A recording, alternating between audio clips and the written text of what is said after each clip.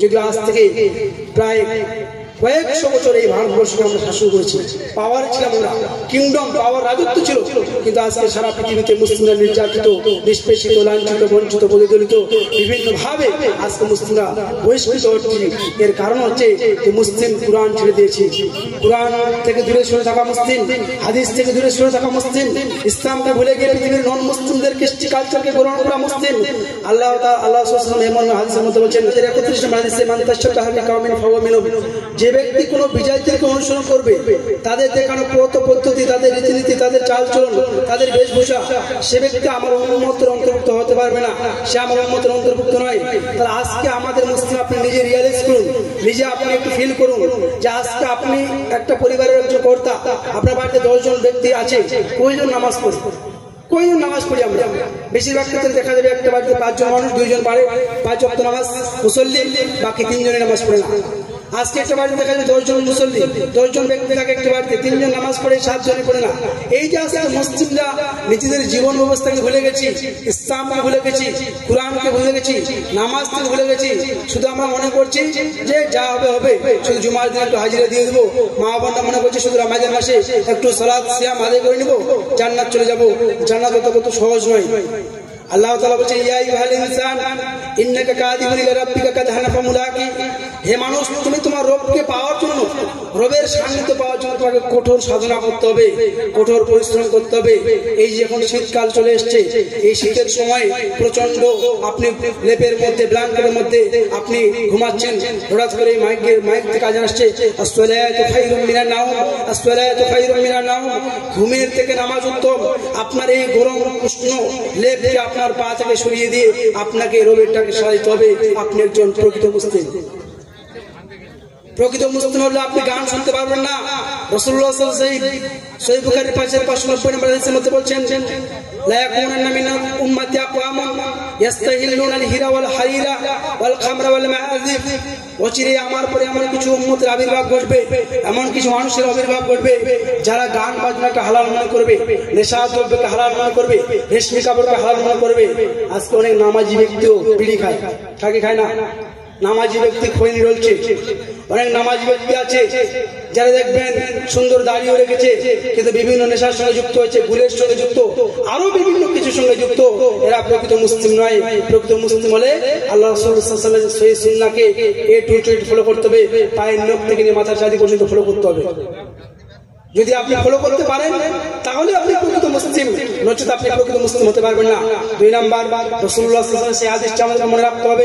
রাসূলুল্লাহ সাল্লাল্লাহু আলাইহি ওয়াসাল্লাম বলছেন, 1 নম্বরে গান বাজনাকে হালাল মনে করবে। গান বাজনা কোনো ব্যাপারই না। আজকে পাড়া প্রতিবেশীর মধ্যে গান বাজনা, টিভি, সিনেমা, সিরিয়াল, এগুলো নিয়ে কোনো ব্যাপারই না।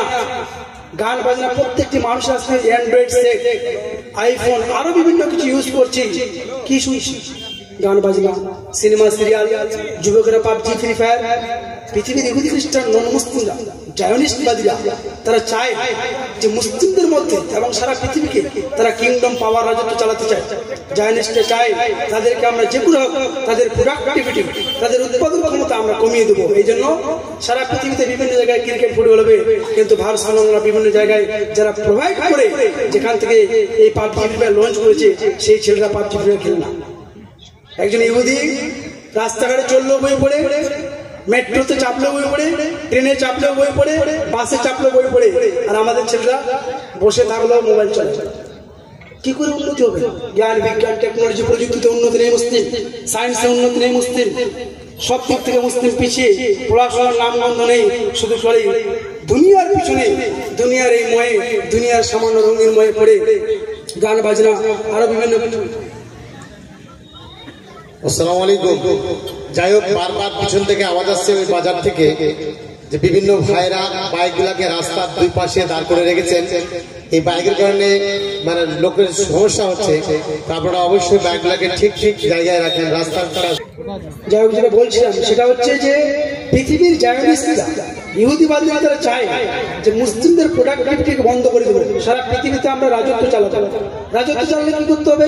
জ্ঞান বিজ্ঞান পড়ে, মানে জ্ঞান বিজ্ঞান প্রযুক্তিতে উন্নতি হতে হবে, সায়েন্স সম্পর্কে জ্ঞান অর্জন করতে হবে। এই জন্য তারা ছোট ছোট বাচ্চাদেরকে ছোট থেকে তারা শিক্ষা দেয়, পড়াশোনা করো আর বড় হো, পড়াশোনা করে বড় হো।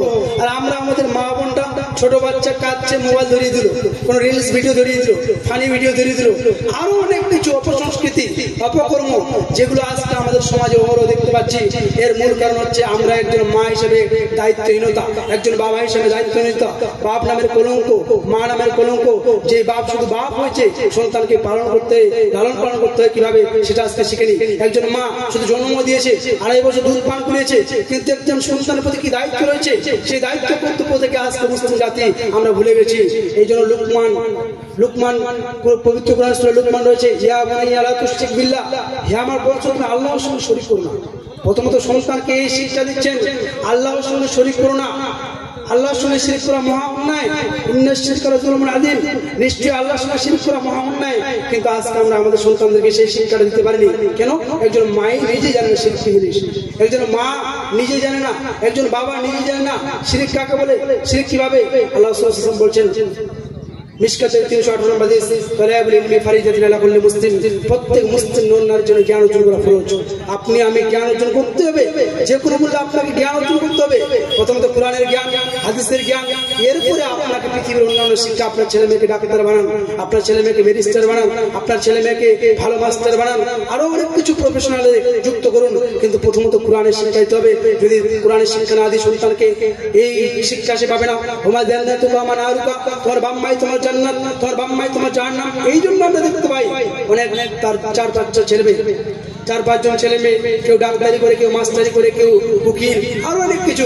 কিন্তু সন্তান বড় হয়েছে, বিবাহ শাদী করেছে, কিন্তু মা বাবাকে দেখে না। কেন? কোরআনের জ্ঞান নেই যে মা বাবার সামনে শব্দ কি করো না। তোমার মা বাবাই তোমার জান্নাত, তোমার মা বাবাই তোমার জাহান্নাম, মা বাবার সামনে শব্দ কি করো না।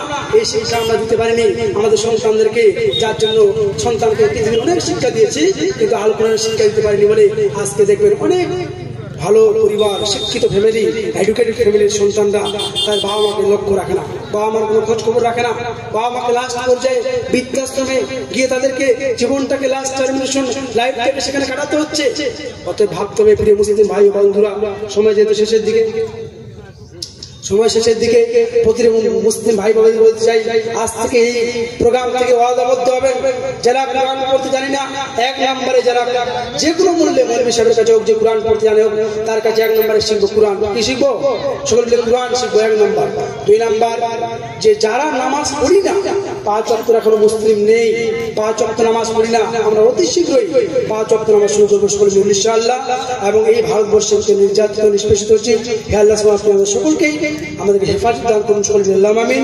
এবং এটা আমাদের পাপের গোচর, আমাদের পাপ থেকে যদি রিপেন্টেন্স না করতে পারি, তাওবা করতে না পারি, আল্লাহ আমাদের ক্ষমা করবে না। অতএব যে কোনো মূল্যে আমাদেরকে আল্লাহ সুবহানাহু ওয়া তাআলা ঈমানদার অবস্থায় মৃত্যুবরণ করতে বিধান করেন, সকল আল্লাহুম্মা আমিন।